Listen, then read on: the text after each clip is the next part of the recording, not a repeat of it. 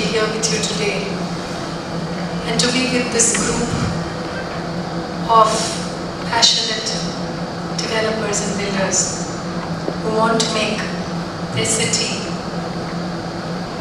the #1 city in India.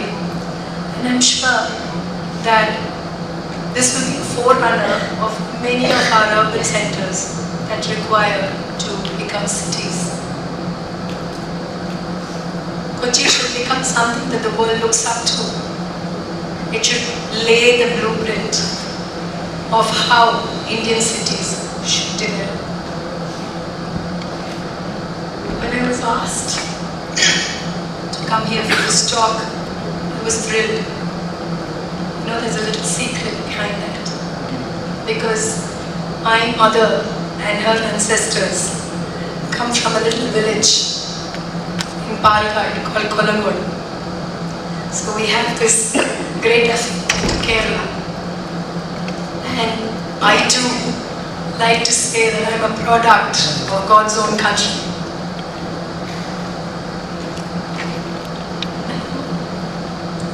In my journey as a professional, 30 years,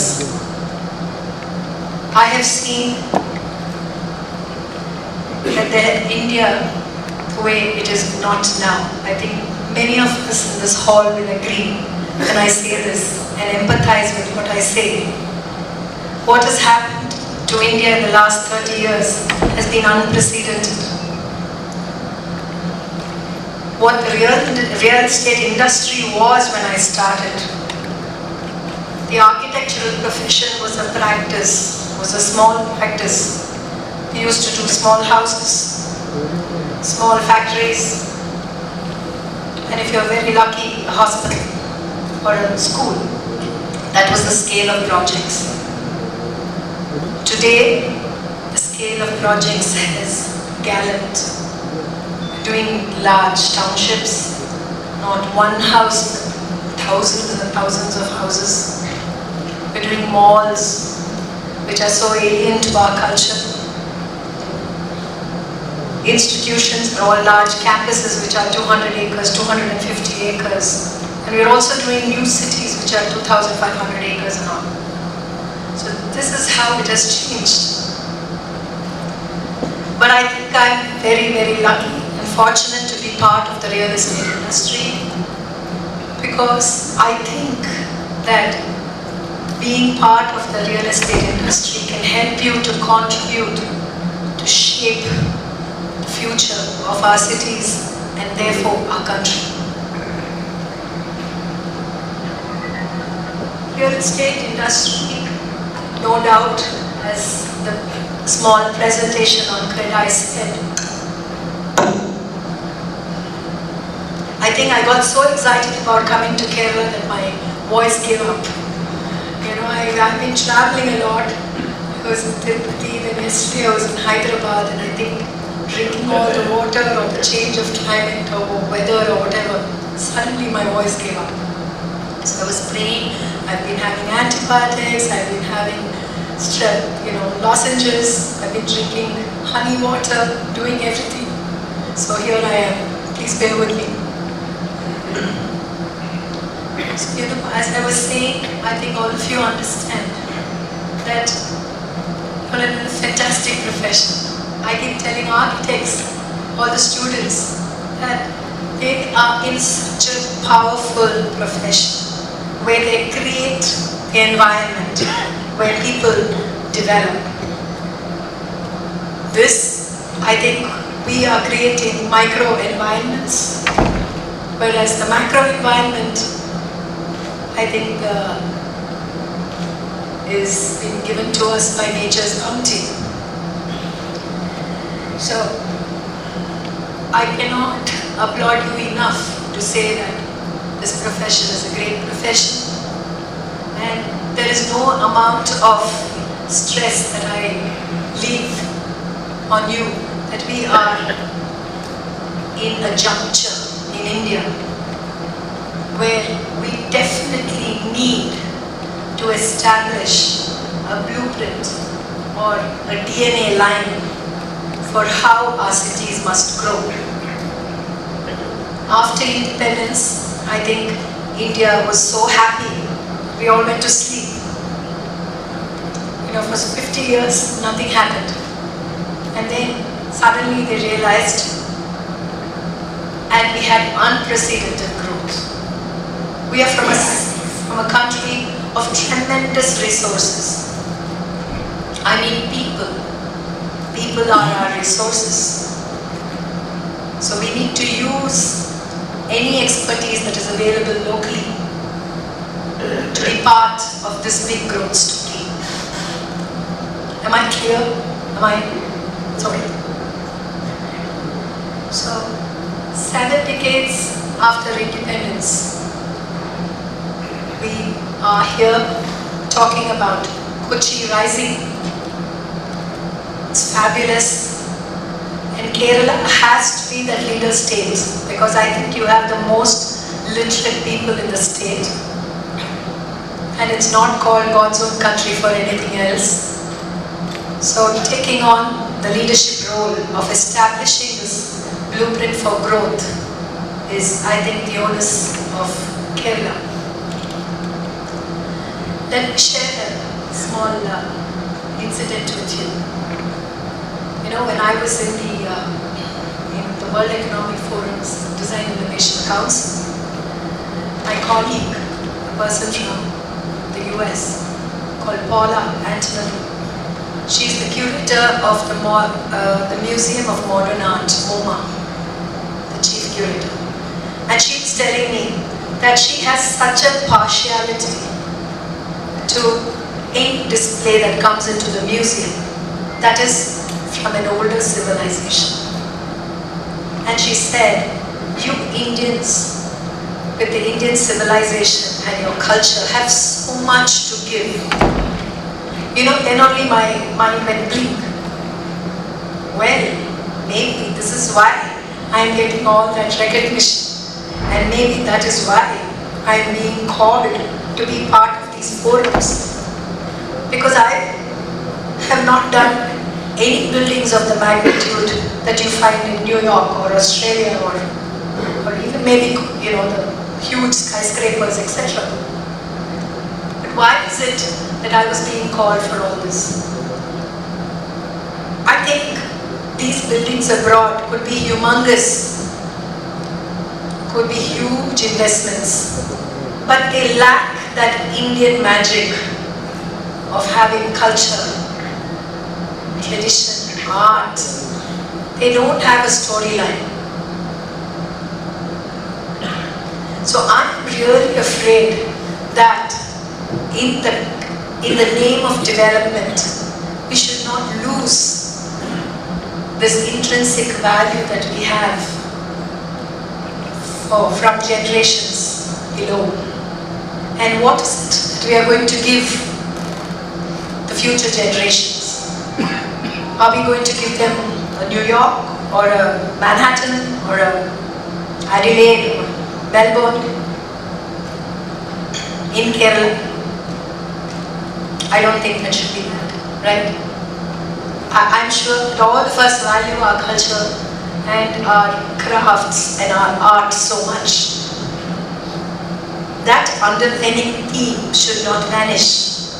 It should be part of our growth DNA. When God's own country, I think you're blessed.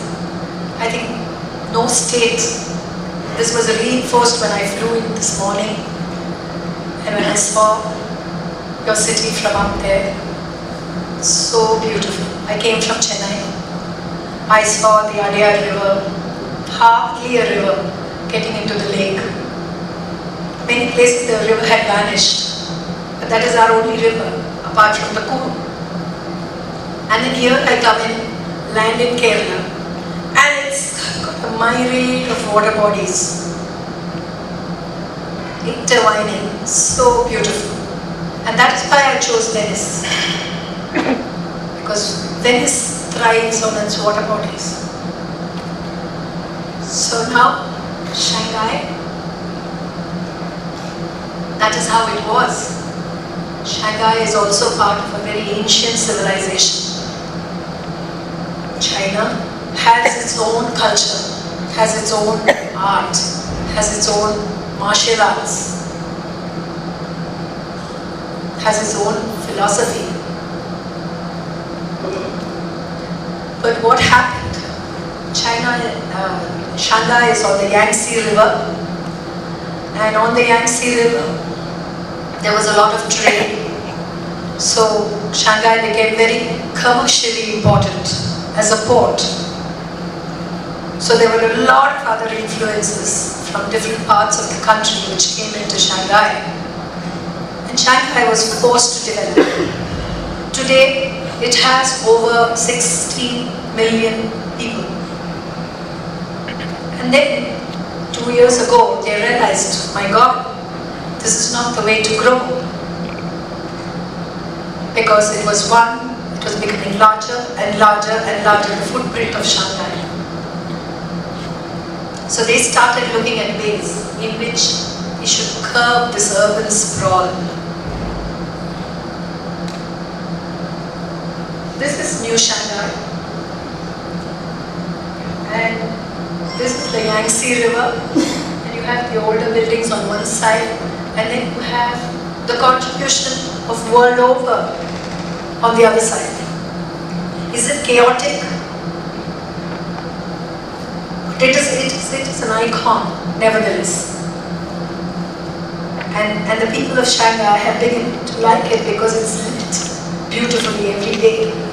And people who go onto the river and go across to see these buildings and the illumination is something fabulous. It's like being in fairyland. We had the fortune of being part of a new town design in China.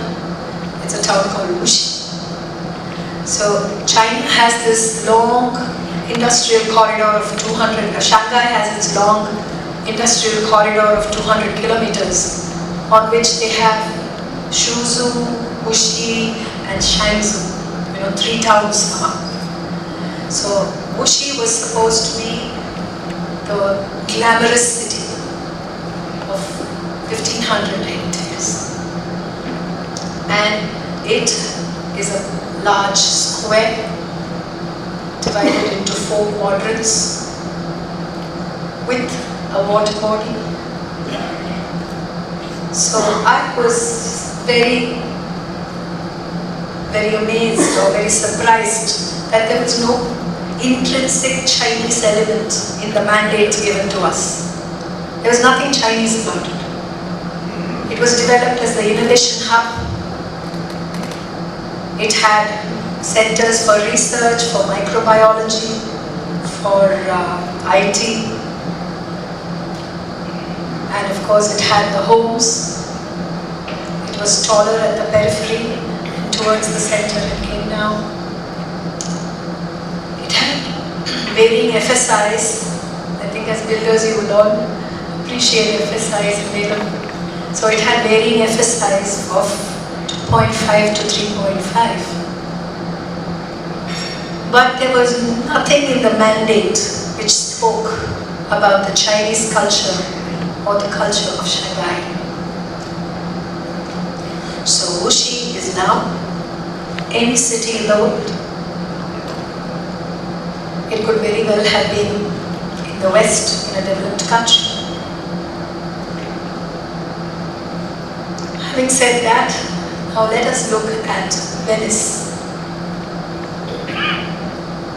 Venice, all of you, I think, have a soft corner for Venice because of the romance, the leisure, the pizzas, the diet, the food, the culture, the siesta, the gondolas. And mind you, they have also developed.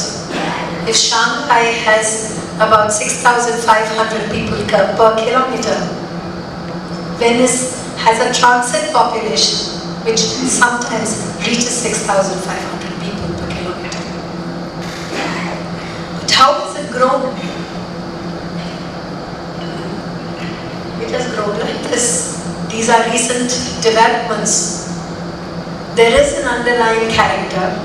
There is an underlying emphasis on the art, on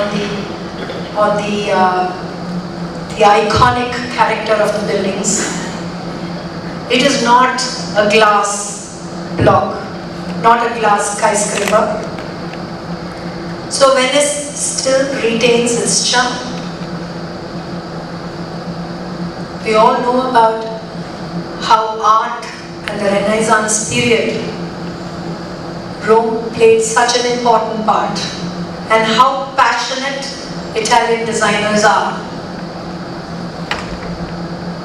I was at the design summit in Milan, I think in July, and I've always found Milan fascinating because everything was designed. Everything from a teacup to your upholstery to your furniture to the way their food is laid out. It might not be anything when compared to Indian food, but the way it is laid out, how artistically it is laid out. There was art reeking everywhere, and that's what inspires me about Milan. And their attention to detail is something phenomenal, which we need to learn. Because I think we do all these huge plans, we design, we do the broader picture. But when it comes to the nitty-gritties, we do not emphasize enough. Not that as Indians we are not capable of doing it. I will not accept that. Because I'm sure every family has people abroad who are working to such level of detail to make other countries better. You go to Dubai, you see fantastic finishes. Why is it that we are not able to get that here? So Venice story is something where they have used their waterways for transportation. There are 118 islands with water everywhere. So they have to use their waterways. So today I was talking to a journalist before this event, and he was asking me about what do you think about the MRT for Kochi.